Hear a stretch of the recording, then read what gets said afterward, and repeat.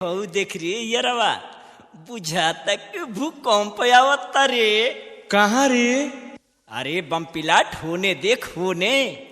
अरे हाँ रे, इत दिन पे दिन चिकन आयल जाती है। ए तू लोग का फुसुर फुसुर करता रह जा। फुसुर फुसुर काहे ना हुई, जवन तू खिचड़ी जादव जी के साथ पकावत तारू का हमनी के नहीं खिजा बुझत का? बुझिए के का कर बजा।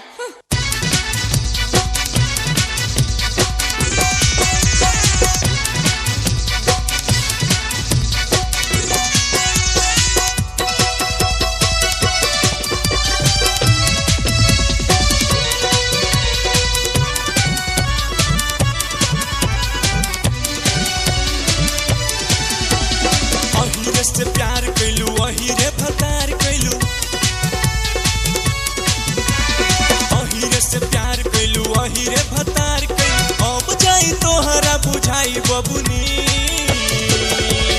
रतिया के सजिया के अखाड़ा बनाई रात भर तोह के लड़ाई बबुनी, लड़ाई बबुनी हो लड़ाई बबुनी हो लड़ाई बबुनी। अहिरे से प्यार कैलू अहिरे भतार कैलू, अहिरे से प्यार कैलू अहिरे भतार कैलू। अब जाई तोहरा बुझाई बबुनी, रतिया के सजिया के अखाड़ा बनाई रात भर तोह के लड़ाई बबुनी, लड़ाई बबुनी हो लड़ाई बबुनी हो लड़ाई बबुनी।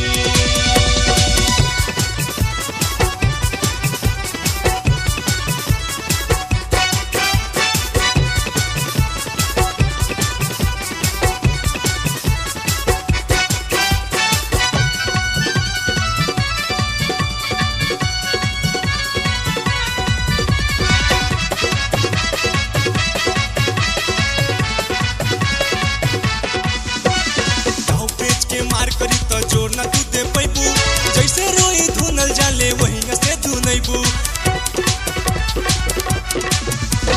गाँव पेच के मार करी तो जोर न तू दे पैबू, जैसे रोई धुनल जाले वही से धुनैबू।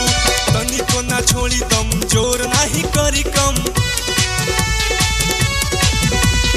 तनी को ना छोड़ी दम जोर नाही करी कम। जब ले न पिठिया लगाई बबुनी,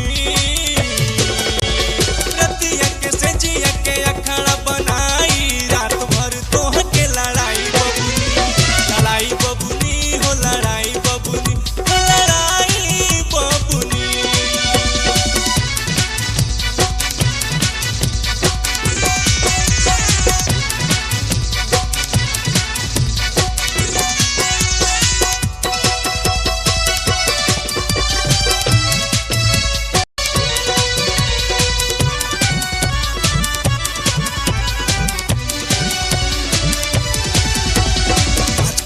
आई कस के तोहरो दैया माजी, जबले हाथ थक न जइबू तबले तो से बाजी।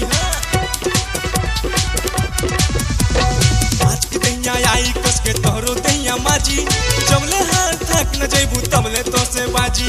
तोह के हैरान करी बड़ी परेशान करी,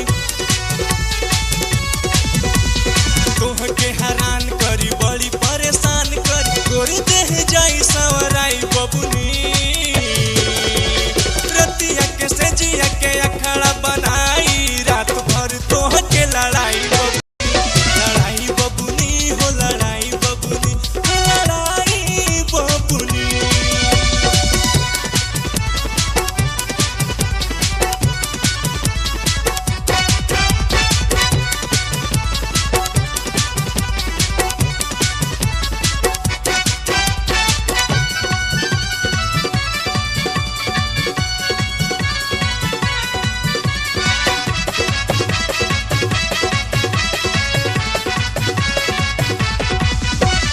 रो कबू रहे दई अब न बुझी ई भाषा, दया न करी